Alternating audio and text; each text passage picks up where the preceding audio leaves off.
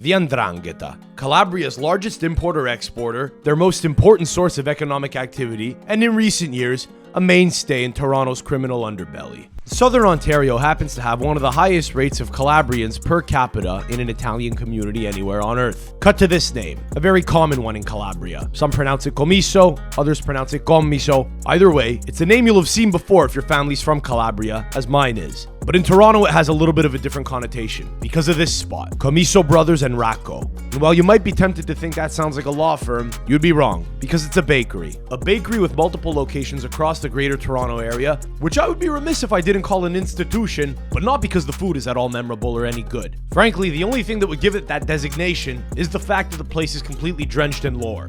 Mob lore, to be specific. To that end, I was given the scoop to go check the place out, for sociological reasons. Upon further inspection, I came to learn that two of their former stakeholders were assassinated on the premises 25 years ago, a couple of years apart. I was sold, but not wanting to go alone, I decided to take a drive up to Maple, Toronto's suburban Italian enclave, to ambush a friend of mine who wishes to remain anonymous while he was having dinner with his family, where I proceeded to bully him to tag along, to chaperone me, and ensure that I don't ruffle too many feathers. They don't know that we're coming, they won't like that we're coming, but by God, baby, I'm coming. I'm coming, live on location.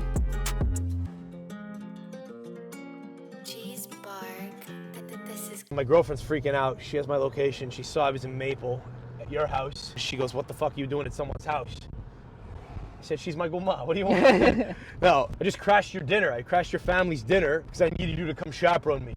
Yeah, no worries. It's all good, man. Well, this place is run by the 'Ndrangheta.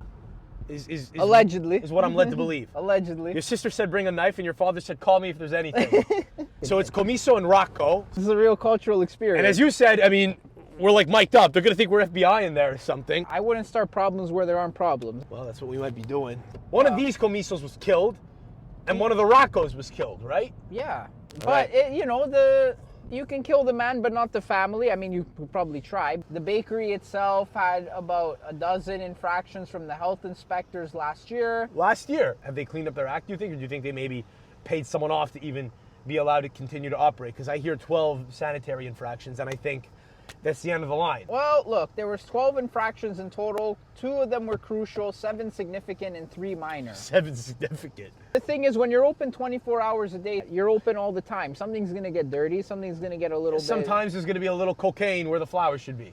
Look, this establishment received a conditional pass and remains open. We just drove by a street called Rational, and I thought it said Ratatouille. So you think that's an omen? We just drove by Ratatouille because we're going to a kitchen where the pizza's made by a rat. Even if you get hit with these infractions, you have usually 24 to 48 hours to clean up your act. 24 hours to appeal? Basically to say, hey, look, you just caught us at a bad time. 12 infractions. Bad time.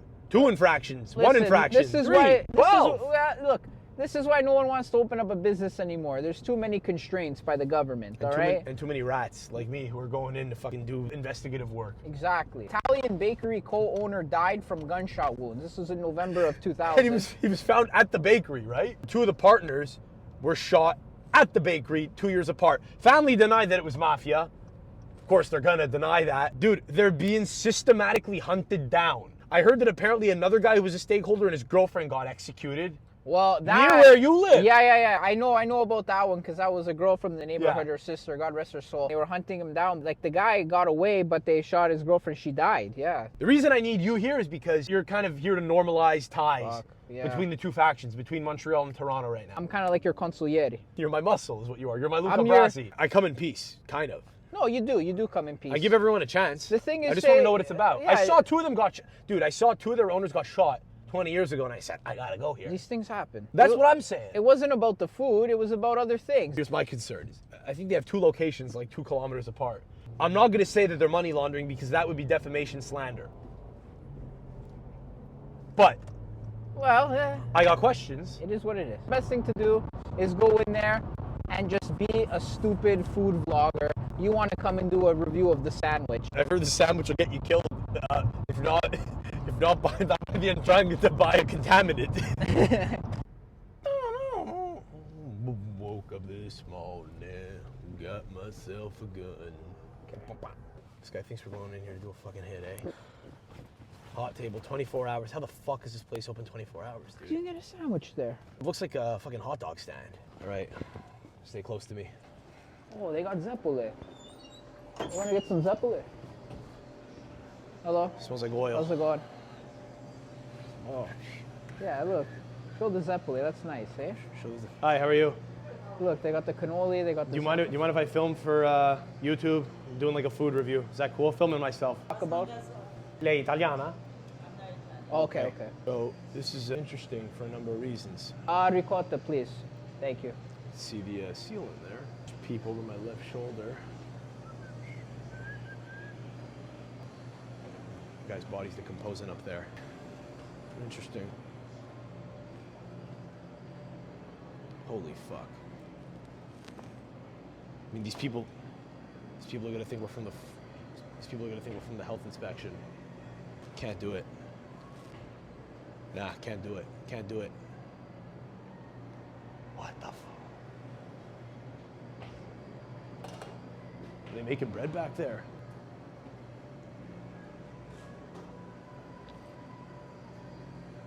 Tell me, miss, do you have any idea if they use 000 flour? 000? No? I'm not gonna eat. Okay, no problem. Cash only. Okay, no problem. I filmed the hot table. I'm not doing it. All right. Not the first time. If you told me that these guys sold gasoline, I'd say, yeah, that makes sense. Pastries. I don't know. Look at this. I'm a neat freak. Purell. Money. Money's filthy. Washing money. Who would have thought? It's a metaphor, isn't it? You know what I feel like right now? Remember in The Sopranos when the Bevilacqua kid got shot with the Sean and the Bevilacqua kid were trying to get away after shooting Christopher, and Sean gets shot because he's like fumbling his seatbelt. That's how I feel right now. Like, oh, let's go. Bring these pastries home to your family. You know what? I'm not gonna try it. You're not gonna try it? Just bring it. Don't you have like an uncle from Vancouver? Yeah, he's here right now. You know, whatever. I'm sure the benchmark's a little lower for him. Jesus Christ, dude. That place has, I mean, there's no point of, you understand? There's no point of investing any money into the place, right? Because they need to keep all the cash that rolls into that business for the books to try to, you know, because they don't care about making pasta shells. I don't want to be on camera. What do you think her ethnicity was? Albanian? Yeah, definitely. I mean, everyone has the right to not want to be on the camera, so. And I have a right to look at the food and get out. Yeah. Behind the restaurant where I think they make the bread, it literally looked like the back of Satriel's. You know that part of Satriel's where like they would cut up bodies? It was just empty, vapid, and they just had like metal tables. You know what it honestly looked like? Now again, it is 8 o'clock at night. Yeah. But it does look like where beef is factory farmed. You ever see like videos of like pigs getting the stun gun to the neck and they drop to their knees? Well, I'm sure during the day they're busy pumping out veal for people. So yeah, I'm sure at one point they were having to process some of the meat back there. Would you rather have them do it fresh in the back or they just bring it in frozen? I'd rather they shut down and stop existing.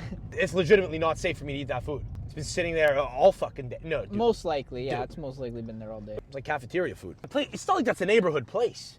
No. I thought I was going to a neighborhood bakery. No. And I'm in an industrial area between body shops. I don't know how many people had to tell you that this probably wasn't the place to go, but... Well, that made me want to go more. You think my Andrangata career comes to an end after this video? Maybe you just didn't go in the right time. Where? Maybe, you know what? You should have went back at like 2 in the morning and got something. Then you would have seen some shit. I should go back every hour. Until they fucking stab me. Go back in order and just buy 1 loaf of bread every hour. Hey, what are you doing? I'm feeding the poor. The next day. All right, look, it's the following day, and I had a lot of time to reflect on whether or not I should have put myself through the process of eating that food as a sacrificial gesture for all of you. Man, I really don't think I could put my body through something like that. I don't think I'm under no obligation. I'm gonna make this clear. I'm under no obligation to actually go through with anything that I think is gonna be a hazard to my health and well-being. If you're a sadist and you wanted to see me eat that food, good for you. I'm not giving it to you. That's not what I'm selling. I'll show you the place. If anything, you saw the food. You know why it can't be consumed. Folks, I come to you with breaking news. I'm back in Montreal editing this video, and I'm not even dressed. I'm coming to you quickly. This is imperative. I'm giving you a live raw reaction. I just heard this for the first time this morning. Days after I refused to eat the food because I looked at it and said, something's not right. I got a bad feeling. 9 more health violations. Roll the article, roll the headline. overlay it somewhere. 9 more health violations. They were infracting on health violations and code while I was there. I sent pastries back to my friend's family, to his house. His sister-in-law is pregnant. I might have poisoned his nephew. I felt like a bit of a coward not eating it. Trust your gut. Trust your gut. Anyone who says, bro, you're a pussy, you don't eat the food. I know what's going on. I gotta read. And by the way, they're still open. I don't know what it's gonna take to shut these guys down. I don't know what friends they have in high places. I'm out. I'm vindicated.